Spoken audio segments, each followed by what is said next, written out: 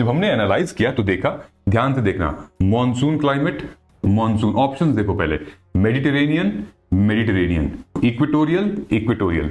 अगर ऑप्शन देखोगे तो यहां पर कोरियोलिस फोर्स मेंशन है। Even if you don't know about the Coriolis force, if you are a serious aspirant, you will go and read about the Coriolis force because 2024 में Coriolis force के ऊपर direct questions आए हुए हैं।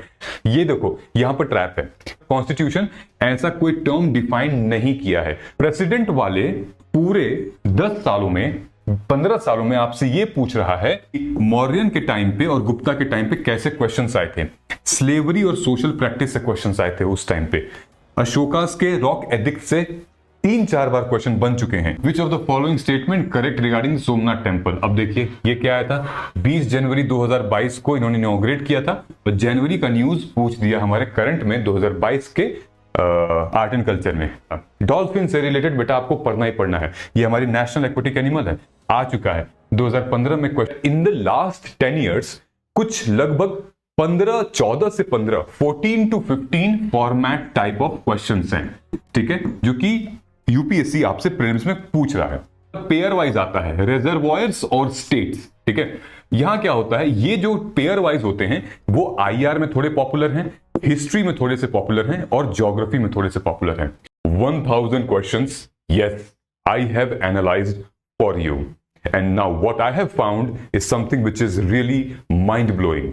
और मैं एक गारंटी के साथ कह सकता हूं कि यस प्रेडिक्टेबल पैटर्न है, कुछ हिडन सीक्रेट्स हैं, and today I am going to share with you. बहुत मेहनत लगी है यार, वीडियो को एंड तक देखना, और अगर आप में पेशेंस होगा तो आप जरूर बहुत कुछ वैल्यूएबल लेकर जाओगे, जिससे आपको प्रीलिम्स 2025 को क्रैक करने में बहुत मदद मिलेगी। So without wasting time let us move forward.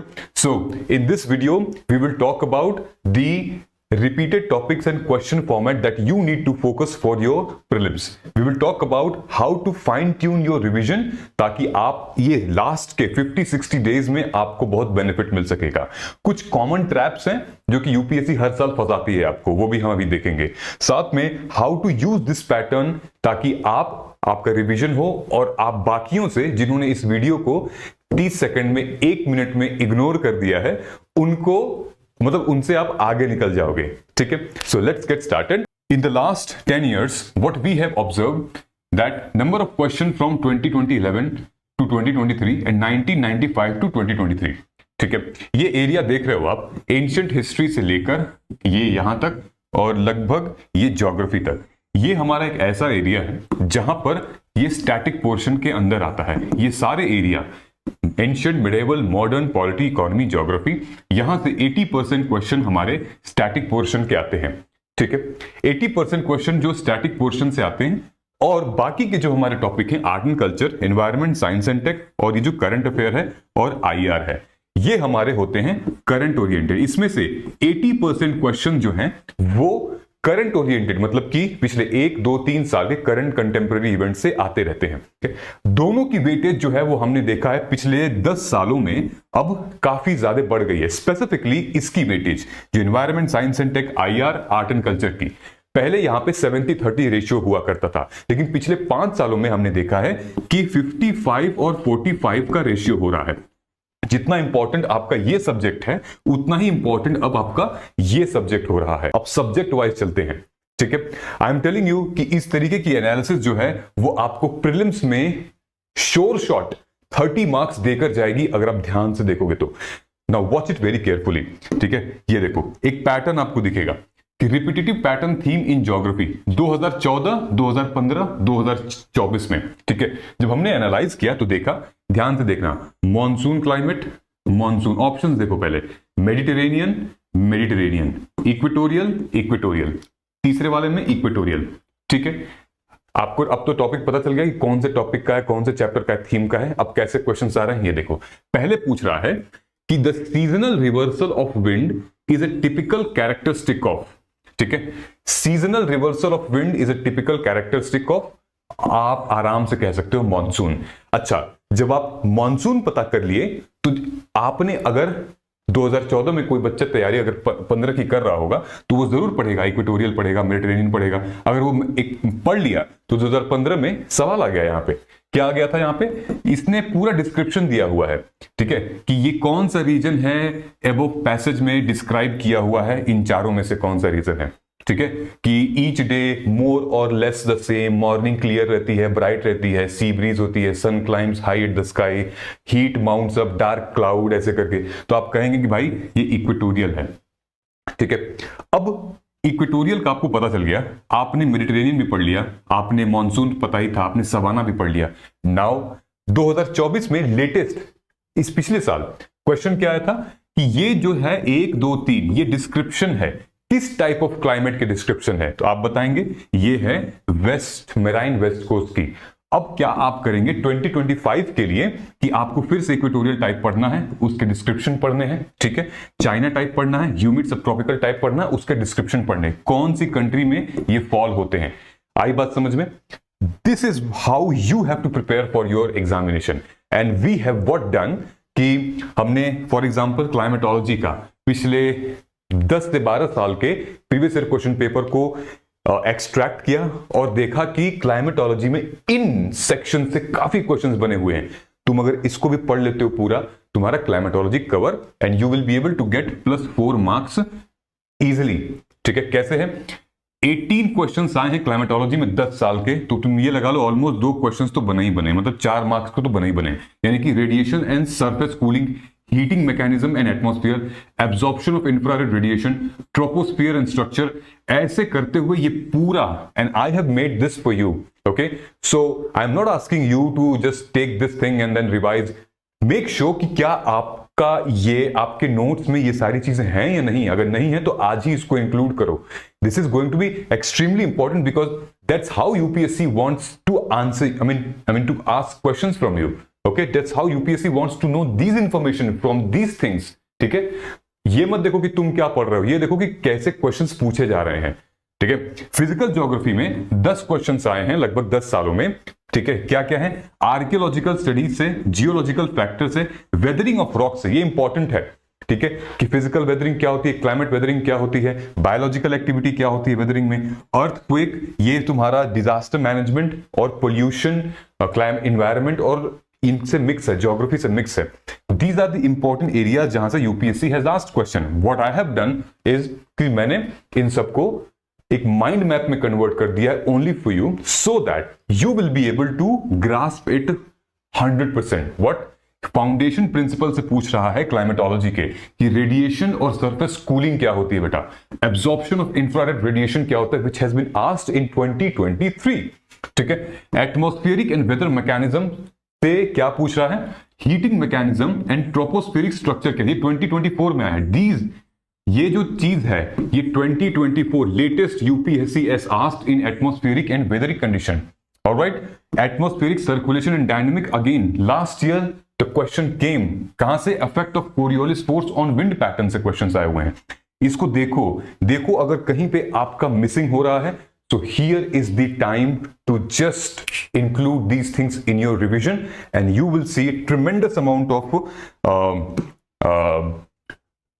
growth in your marks, all right। ये देखो, ये है geomorphology and geology for beginners, जो चीज यहां पर हमने की हुई थी, हमने देखो जियोमॉर्फोलॉजी और क्या है इसमें, फाउंडेशन ऑफ अर्थ हिस्ट्री के बारे में, ह्यूमन इवोल्यूशन से 2019 में क्वेश्चन आया, आर्कियोलॉजिकल स्टडीज के ऊपर आया था, इवोल्यूशनरी चेंजेस में 2014 में आया था, वो आया था जियोलॉजिकल फैक्टर्स के ऊपर, ठीक है, weathering of rocks, minerals, resources and then earth movement and seasonal change, ये तुम्हारे 2024 में आया था, सीजनल चेंज अर्थ मूवमेंट के ऊपर, ठीक है। सीस्मिक वेव्स के ऊपर इंटरनल अर्थ प्रोसेस के अंदर आया था 2023 और 2024 में, product of volcanic eruption and earthquake, okay. Now अगर तुम ध्यान से देखोगे तो यहां क्वेश्चंस पूछ रहा है with reference to Coriolis force, ये कब आया है 2024 में, बट ध्यान रखना 2015 में एक क्वेश्चन आता है कि south Atlantic and south eastern Pacific region in tropical latitude cyclones does not organise. क्यों नहीं ऑर्गेनाइज होते, क्योंकि इंटर ट्रॉपिकल कन्वर्जन जोल्ट सैंडल ऑकर्स हो जाता है, जिसको हम ITCZ भी कहते हैं। अब अगर ऑप्शन देखोगे तो यहां पर कोरियोलिस फोर्स मेंशन है। Even if you don't know about the Coriolis force, if you are a serious aspirant, you will go and read about the Coriolis force, and if somebody has done this thing, then he or she would have solved this question absolutely correct because 2024 में Coriolis force के ऊपर direct questions आए हुए हैं. Why would you not do this? क्यों नहीं करोगे आप? सिर्फ पढ़ाई करने से नहीं होगा. 90% ऑफ एस्पिरेंट्स सिर्फ पढ़ाई करते हैं, लेकिन जो सेलेक्ट होते हैं वो PYQ के पैटर्न को अंडरस्टैंड करते हैं, एग्जामिनर के माइंड को समझते हैं एंड मॉक टेस्ट लगाते हैं. समझ रहे हो आप? You have to look at here. Volcanic eruption से, वॉल्केनो से 2018 में एक क्वेश्चन आता है.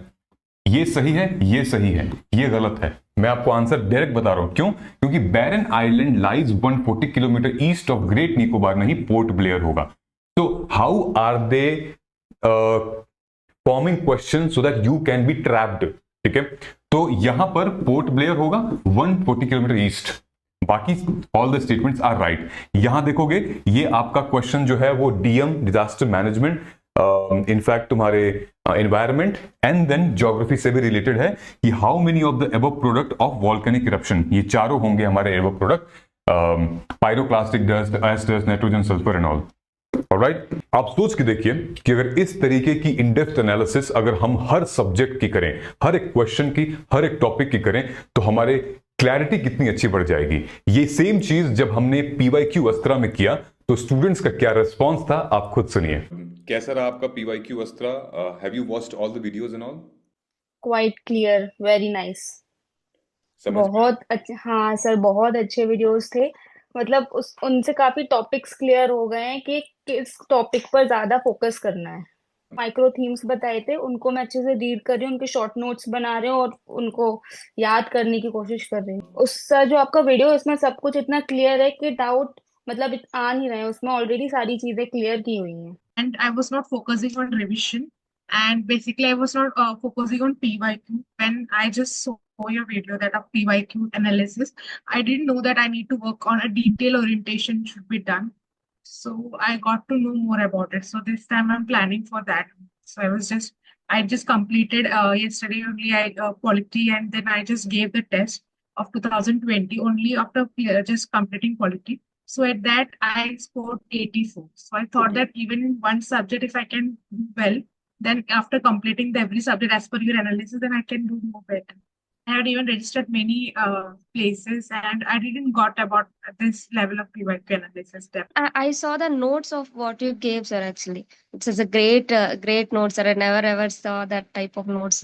So somewhere else, whenever I see the PYQs, I get some insights, but I can't express. When I see your PYQ Astra, the word you used, horizontal analyze aspect, vertical aspect. So there I got some connection. So when I gone through your videos, courses, so first time I got to understand that towards what extent is enough a topic is. So here somewhat I am getting clarity. So I believe that this time I can reach cutoff level. I'm sure. You have interlinked the PYQs. The PYQ is growing. You have shown a different aspect now. ये students भी बिल्कुल आप जैसे थे. कोई भी नहीं बताया था इनको कि PYQ को सॉल्व नहीं किया था. PYQ की इन डेप्थ एनालिसिस की जाती है, उनके पैटर्न्स को समझा जाता है और फिर उस बेसिस पे हम अपनी स्ट्रैटेजी को डिफाइन करते हैं. But don't worry, I have done all the work for you. मैंने हर एक सब्जेक्ट की इन डेप्थ PYQ की एनालिसिस की हुई है, जैसे कि हमारा science and tech, polity, IR, history, environment, geography, current and economy, agriculture तक की, ताकि आप अपना बचा हुआ टाइम अब पढ़ाई और रिवीजन पे फोकस करें, ताकि इनको करा के आपका टाइम जो है वेस्ट नहीं होगा. तो नीचे कमेंट सेक्शन में लिंक है, आप जाइए आज ही अभी PYQ अस्त्रा में एनरोल कीजिए. बिकॉज देखा ना आपने कि स्टूडेंट्स क्या कह रहे थे. सो इसको आप 2999 में नहीं बल्कि 1899 में एक्सेस कर सकते हैं, वो भी लाइफ टाइम के लिए. I don't want to put any restrictions on this thing, but just do it, invest on the right thing, ताकि आपको वो मल्टीपल बेनिफिट मिल पाए. ठीक है. Also, in case if you are looking to buy a test series, then you can club your PYQ Astra with test series, जो कि only 3099 में, यानी कि PYQ Astra के साथ साथ आपको 35 टेस्ट का पूरा प्रीलिम्स टेस्ट सीरीज किट मिलेगा, which includes from your NCERT to your subject wise to your full length test and your CSAT includes. तो आपको वेबसाइट पे जाना, आप ऐसे ही बाय नाउ करोगे. नीचे कमेंट सेक्शन में we have mentioned the links. Click and you can redirect there. Let's start with polity. सबका फेवरेट सब्जेक्ट है, लेकिन सबसे ज्यादा कंफ्यूजन इसी में रहती है।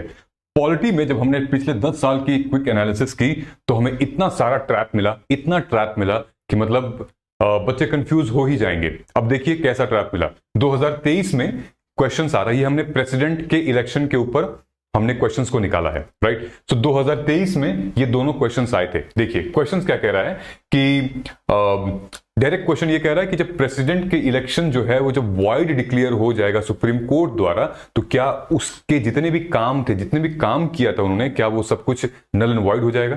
तो ये तो मतलब कंसेप्ट ही गलत है ना, कि नहीं, नल एंड वॉइड तो होगा नहीं, ठीक है। फिर क्या है कि election for the post of the president of India can be postponed on the ground that some legislative assembly has been dissolved. अरे क्या फर्क पड़ता है कि मान लो कि उधर हरियाणा में लेजिस्लेटिव असेंबली डिसॉल्व हो गई है, तो क्या प्रेसिडेंट का इलेक्शन खत्म हो जाएगा? अरे नहीं भाई, ऐसा कुछ थोड़ी हो सकता है, ठीक है, कि प्रेसिडेंट की पोस्ट ही खत्म हो जाएगी।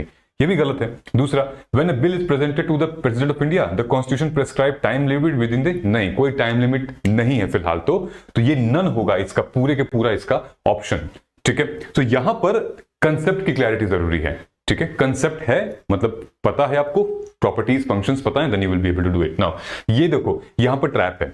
ट्रैप क्या हुआ है कि नंबर 1, 2023 में क्वेश्चन आ रहा है कि ये क्वेश्चन सीरियसनेस देखना इस वाले क्वेश्चन की।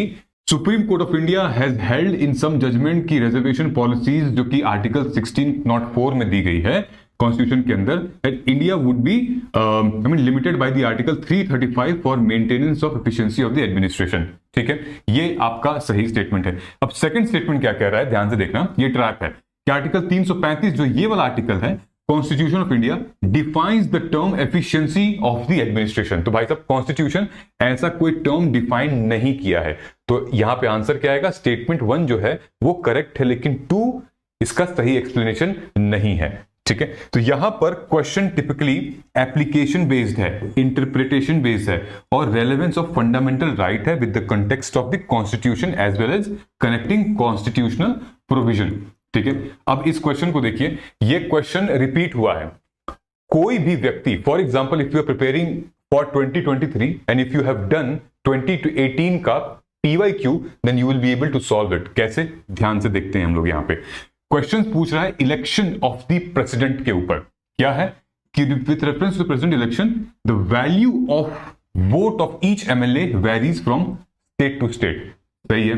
अब यहां क्या है, the value of vote of MPs of Lok Sabha is more than the value of vote of MPs of Rajya Sabha. नहीं भाई, इक्वल होता है, ठीक है। तो यहां पे ट्रैप है आपके लिए, मतलब कि कंसेप्ट आपको पता है और किन चीजों पे ये आपको कर रहा है, मतलब कंफ्यूजन क्रिएट कर रहा है। वैल्यू ऑफ वोट पे, ठीक है। वोट राज्यसभा में, लोकसभा में जब प्रेसिडेंट का इलेक्शन होता है तो पॉपुलेशन पे भी होता है। कैसे होता है ये देखते हैं। नाउ ये क्वेश्चन 2023 में आया है, अगेन प्रेसिडेंट के इलेक्शन से रिलेटेड, कि the member nominated to either house of the parliament और legislative assembly of the state also eligible to be included in electoral college. तो पहली बात तो मेंबर, नॉमिनेटेड मेंबर कभी भी इलेक्ट नहीं करते हैं फॉर इलेक्टोरल कॉलेज, ताकि वो प्रेसिडेंट को वोट दे पाए। नॉमिनेटेड नहीं होना चाहिए, okay.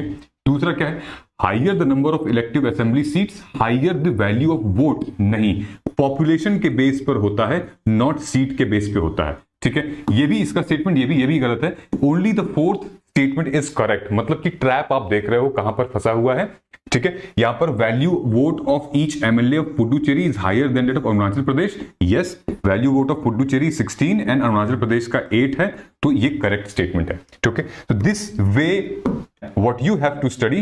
One more question we will try regarding the same thing, okay. Consider the following statement: the president shall make rules for more convenient transaction of the business of the government for the allocation of ministers said business, ठीक है।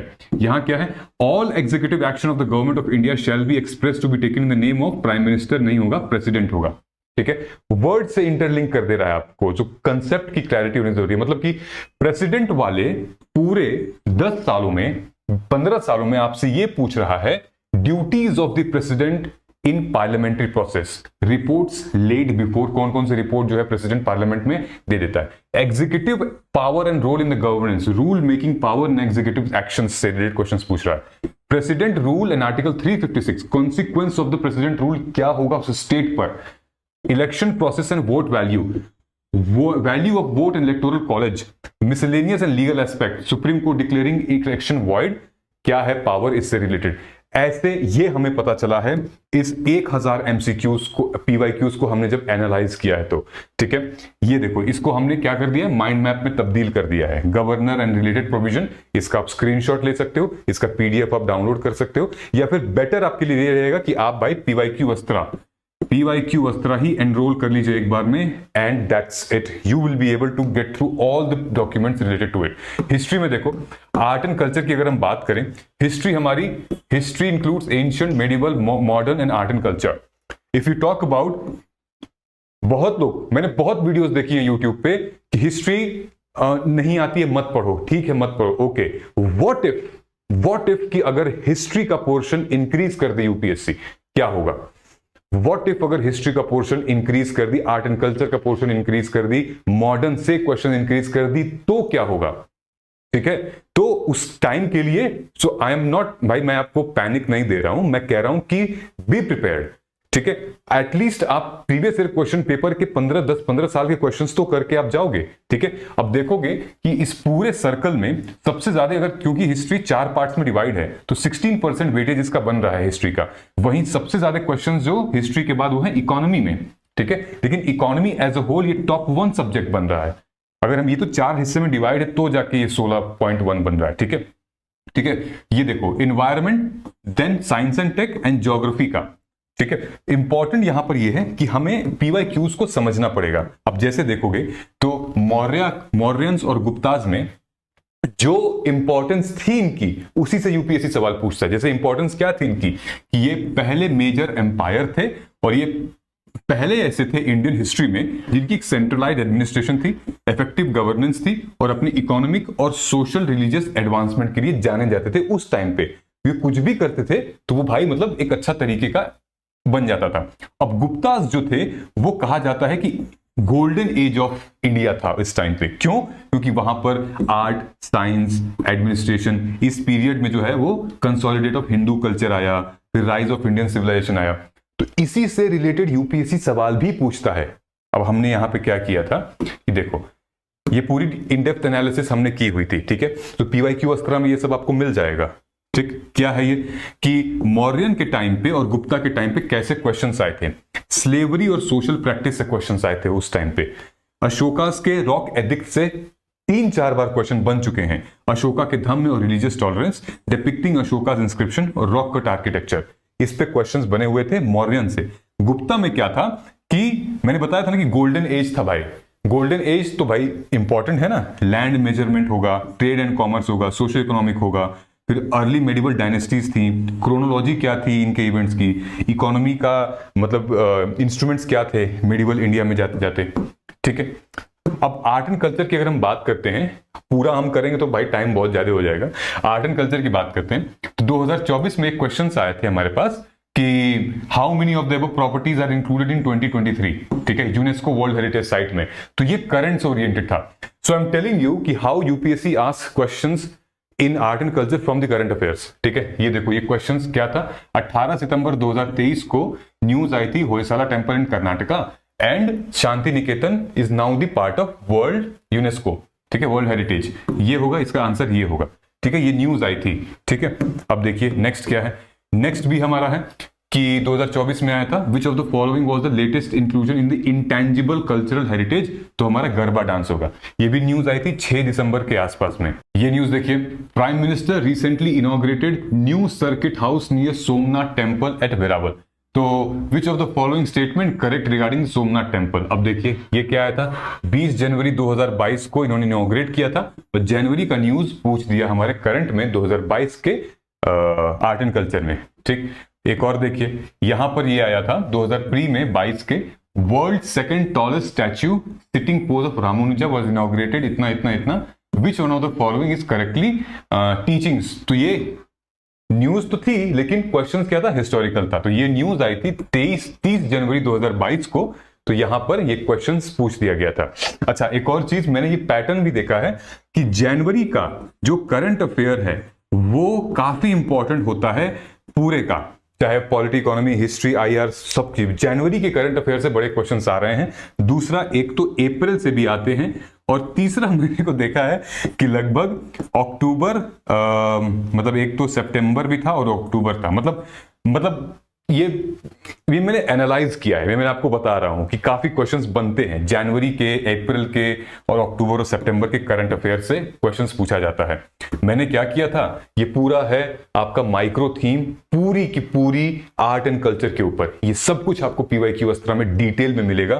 Festivals and culture के ऊपर कैसे questions हैं, archaeological, historical, UNESCO site में, Indian philosophy and literature, music, drama and performing arts, even more than that, a traditional art form, language and literature, national symbol and calendars.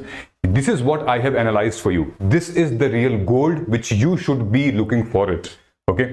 Now, science and tech में अगर तुम देखो तो पिछले 10 सालों में सबसे ज्यादा क्वेश्चंस जो हैं वो रिपीट हुए हैं इलेक्ट्रॉनिक्स और आईटी से। ठीक है, इलेक्ट्रॉनिक्स एंड आईटी से काफी क्वेश्चंस रिपीट हुए हैं, जहां पर हम crypto currency, non fungible tokens क्या होते हैं, ठीक है, फिर एस्ट्रोफिजिक्स एंड स्पेस टेक्नोलॉजी, फिर आता है हमारा बायोटेक्नोलॉजी, ठीक है, and then biology. So you consider, ये देख रहे हो, थर्ड पोजीशन पे अब बायोलॉजी है, फिर आपका आता है थर्ड पोजीशन पे ये है, फिर पहले पे ये है, दूसरे पे बायोटेक्नोलॉजी है। अगर हम ट्रेंड की बात करें तो पिछले 10 सालों में मैक्सिमम क्वेश्चंस जो रिपीट हुए हैं वो 2019 2020 में काफी साइंस एंड टेक के क्वेश्चन रिपीट हुए हैं। रिपीट जो है वो 24 में कम हुए हैं, यूनिक क्वेश्चंस ज्यादा आए हैं, करंट ओरिएंटेड। तो पूरी उम्मीद है कि ये स्पाइक जो है वो अप जाएगा इस साल 2025 में, आप देख लीजिएगा।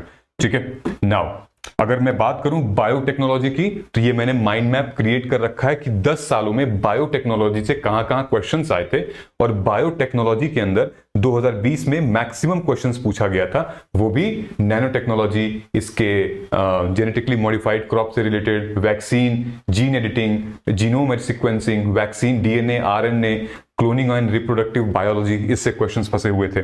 ठीक है, नाउ अब इन्वायरमेंट में क्या क्वेश्चन था, देखो करंट अफेयर क्वेश्चन मैं आपको बता रहा हूं। 18 दिसंबर 2022 को ये न्यूज आती है, what are carbon market and how do they operate. ठीक है, 2023 में एक क्वेश्चन पूछ दिया, carbon market are likely to be one of the most widespread tool in fighting against the climate change. ये क्वेश्चन पूछ दिया यार, क्योंकि अब देखो कार्बन क्रेडिट 2011 में आया था। कार्बन क्रेडिट अगर आपने पढ़ा होगा तो भाई कार्बन मार्केट तो आप समझ ही जाएंगे, ये एक दूसरे से इंटरलिंक है। ठीक है, जो कि 2011 में ही पूछ दिया था। अब ये देखिए, एक न्यूज आती है 23 जनवरी 2018 को कि world health WHO studies list of 4 की क्लाइमेट पोल्यूटेंट, जिसका नाम है carbon, ozone, methane, carbon dioxide. News मतलब क्वेश्चन आ जाता है प्रीलिम्स में 2018-19 में कि climate and clean air coalition to reduce short lived climate pollutant is a unique initiative of G20। ये गलत है, ये UNEP होगा और ये सही है। ये देखिए, मीथेन, हाइड्रोक्लोरोकार्बन एंड ये ऐसे क्वेश्चंस पूछते हैं कहां से, करंट अफेयर से। ये देखो, ये क्वेश्चन थे कि एक pregnant wild elephant dies in Kerala after cracker filled pineapple explode in her mouth.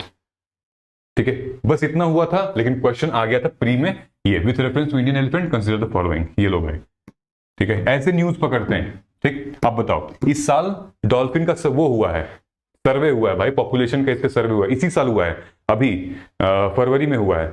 ठीक है, तो अब आप बताइए क्या इस पे क्वेश्चंस पहले आया हुआ था? डॉल्फिन से रिलेटेड बेटा आपको पढ़ना ही पढ़ना है, ये हमारी नेशनल एक्वेटिक एनिमल है, आ चुका है। 2015 में क्वेश्चन था, which one of the following is the national aquatic animal of India. ठीक है, national aquatic animal of India 2014 में आया है। अदर देन पोचिंग, क्या रीजन है गंगा रिवर और क्या रीजन है गंगा रिवर में डॉल्फिन की कमी को होने का? ठीक है, तो ये रीजन आया था, उसके बाद 15 में ये आ गया। तो मोस्ट एक्सपेक्टेड है they will be question on dolphin this year.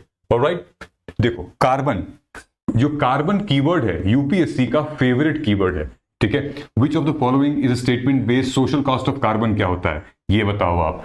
Carbon footprint करता है, क्या होता है ये बताओ आप। ठीक है, उसके बाद ये देखो 18, 21, 23 में क्या पूछा है? 18 में कार्बन फर्टिलाइजेशन, क्या पूछा है? Blue carbon. 23 में क्या पूछा है आपसे? Carbon capture and sequestration. बेटा अगर आपने कार्बन से रिलेटेड ये सारी चीजें मिस कर दी ना तो फिर आप सीरियस नहीं हो पढ़ाई में। आप found that in the last 10 years कुछ लगभग 14 से 15 14 to 15 format type of questions हैं। ठीक है, जो कि यूपीएससी आपसे प्रीलिम्स में पूछ रहा है। 14 to 15, उनमें से मैंने कुछ यहां पर हाईलाइट किया है। फॉर एग्जांपल, जब आप एग्जाम देने जाते हो, ठीक है, तो उसमें आपको दिखता है ये टाइप 1 सिंगल स्टेटमेंट क्वेश्चन, जैसे कि Rajya Sabha has equal power with Lok Sabha. किस चीज में पावर है? तो आप कहेंगे अमेंडिंग दी कॉन्स्टिट्यूशन, जो कि सिंपल है, वन लाइनर क्वेश्चन, 25 में भी आएगा, 26 में भी आएगा। ठीक है, ये आपकी कंसेप्ट की क्लैरिटी बस चेक करता है कि ठीक है कि नहीं। दूसरा आता है हमारा, जो कि हमें कंफ्यूजन क्रिएट करता है। ठीक है, क्लैरिटी के साथ साथ हमें श्योरिटी भी चेक करता है, जिसमें कि आपको 2 स्टेटमेंट दिए होते हैं। नंबर ऑफ स्टेटमेंट 2 है, जहां पर स्टेटमेंट कुड बी रिवर्सल और कंपैरिजन यूज्ड हो सकता है। तो इसमें बात की गई है कि जो डिस्ट्रिक्ट सेंटर कोऑपरेटिव बैंक है, उनका क्रेडिट डिलीवरी जो है वो शॉर्ट टर्म क्रेडिट वाला, वो जो है वो काफी ज्यादा क्रेडिट देता है in comparison to schedule commercial bank and regional commercial bank. तो ये गलत है। ठीक है, यहां पर मोर नहीं होगा, यहां पर लेस होगा। ठीक, और बाकी इसका सेकंड स्टेटमेंट सही है कि ये जो फंक्शन, इसका क्या फंक्शन है, एंड देन ठीक है, अभी हम फॉर्मेट देख रहे हैं, हम क्वेश्चन को सॉल्व नहीं कर रहे हैं। ठीक, ये देखो 3 स्टेटमेंट वाला, 3 स्टेटमेंट है। मैंने ऑब्जर्व किया है पिछले 12 साल के पीवाईक्यू एनालिसिस से कि जहां पर भी 3 ऐसे स्टेटमेंट हैं, 90% ऐसे चांसेस होते हैं स्पेसिफिकली 3 वाले में एक जो है वो गलत होगा ही होगा। आपको क्या करना है, आपको आइडेंटिफाई करना है वो पैटर्न और कीवर्ड। फॉर एग्जांपल ये देखिए, ये क्वेश्चन आया था कि इकोनॉमी का था, स्टैटिक पोर्शन था कि governor of RBI is appointed by the central government. ठीक है, तीसरा देखो, government of RBI draw his power from the RBI act. अब जानबूझ के यूपीएससी ने इतना बड़ा स्टेटमेंट बना दिया, और जो कि गलत है, कि सेंटर सर्टेन प्रोविजन हमारे कॉन्स्टिट्यूशन में है, जो सेंट्रल गवर्नमेंट जो है वो डायरेक्शन इशू करता है आरबीआई को पब्लिक इंटरेस्ट में इधर। ठीक है, तो डायरेक्ट आपको दिख रहा था, ये थोड़ा सा हॉचपॉच था, राइट। अब आगे मैं 15 का 15 नहीं दिखा पाऊंगा क्योंकि टाइम बहुत चला जाएगा, कुछ इंपॉर्टेंट मैं आपको दिखा देता हूं। टाइप 6 में क्या है कि ये है जहां पर पेयर वाइज आता है रिजर्वॉयर्स और स्टेट्स। ठीक है, यहां क्या होता है, ये जो पेयर वाइज होते हैं वो आईआर में थोड़े पॉपुलर हैं, हिस्ट्री में थोड़े से पॉपुलर हैं, और ज्योग्राफी में थोड़े से पॉपुलर हैं। ठीक है, इनको आप तभी सॉल्व करेंगे जब आप कभी भी, मतलब जब आपको कोई लॉजिक मिलेगा तो, वरना आप इनको स्किप कर सकते हैं। लॉजिक मिलेगा तो ही सॉल्व करना, वरना बिना मतलब के माइनस मार्किंग आपको मिल सकती है। आंख बंद करके मत सॉल्व करना इनको। ठीक है, हमेशा से कोई भी एक लॉजिक मिल गया या कोई एक पेयर को आपने एलिमिनेट कर दिया। ठीक है, अब देखो 7वां हमारा एक है असर्शन और रीजनिंग वाला। स्टेटमेंट 1 और स्टेटमेंट 2 दे रखा है यहां पे। अक्सर हमने देखा है कि इन दोनों स्टेटमेंट में से कोई एक स्टेटमेंट करेक्ट होता है। इसमें पूछ रहा है कि क्या ये स्टेटमेंट दूसरे वाले का सही एक्सप्लेनेशन है। हमने 90% देखा है कि दोनों में से एक सही होता है। ठीक है, अब जैसे इस स्टेटमेंट में देखो, क्वेश्चन आपसे पूछ दिया कि soil in tropical rain forest is nutrient. ठीक है, अब रिच इन न्यूट्रिएंट। दूसरा क्या है, high temperature and moisture of tropical rain forest cause dead organic matter in the soil to decompose quickly. वैसे ही अपने आप में ये कॉन्ट्रडिक्ट कर रहा है, और ट्रॉपिकल रेन फॉरेस्ट एरिया में बारिश इतनी ज्यादा होती है कि न्यूट्रिएंट जो है वो सॉइल से लीच करने लगते हैं। ठीक है, तो न्यूट्रिएंट पुअर है ये, तो ये गलत है और ये सही है। ठीक है, तो यहां पर क्या होता है कि लुक फॉर एनी क्लू, कोई एक लॉजिक देखिए, कोई क्लू देखिए इन दोनों स्टेटमेंट में। ये कैसे पता चलेगा? आपको बार बार मॉक टेस्ट जब प्रैक्टिस करोगे तो। ठीक है, अब देखो टाइप 8 में हमने यहां पे ट्रैप है। ट्रैप किस चीज का है कि ये हमारा इकोनॉमी के इंडस्ट्रीज वाले पार्ट से है। क्या है कि with reference to coal based thermal power plant consider the following statement. क्या है, none of them uses sea water, none of them set up in इतना, नन ऑफ देम इतना, जबकि इसका आंसर नन ही है, मतलब कि सारे इसके सही हैं। ठीक है, ऐसे क्वेश्चन जो हैं वो आप जब तक आपको क्लैरिटी ना हो तो आप स्किप कर सकते हो। एलिमिनेट वाला ऑप्शन नहीं चलेगा, लॉजिक देखना पड़ेगा आपको इसमें। ठीक है, ये देखिए, ये हिस्ट्री का 2022 का क्वेश्चन आया था यहां पे कि ये भाई, ये आपको डिस्क्रिप्शन दी हुई है। ठीक है, अब बताइए ये डिस्क्रिप्शन कौन से रूलर ने एडवाइस की थी। तो अगर आपने थोड़ा सा पढ़ा भी होगा हिस्ट्री को, ये पोर्शन कि ये अशोक ने, समुद्रगुप्त ने, हर्षवर्धन ने, कृष्णदेवराय ने की थी, तो आपको बताना है यहाँ पे। तो आपको क्या करना है, इस डिस्क्रिप्शन से क्लू ढूंढना है, तो ही हो पाएगा। अगर आपको क्वेश्चन नहीं पता है तो इसका होगा अशोक।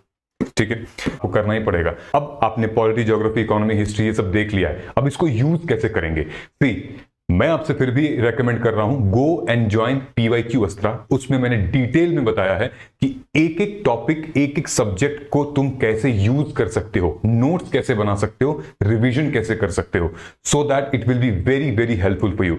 प्लीज मेंशन दैट जय हिंद, हम जीतेंगे, and I will be working for you tirelessly, sleeplessly only for you so that you will be able to clear prelims. जय हिंद, हम जीतेंगे।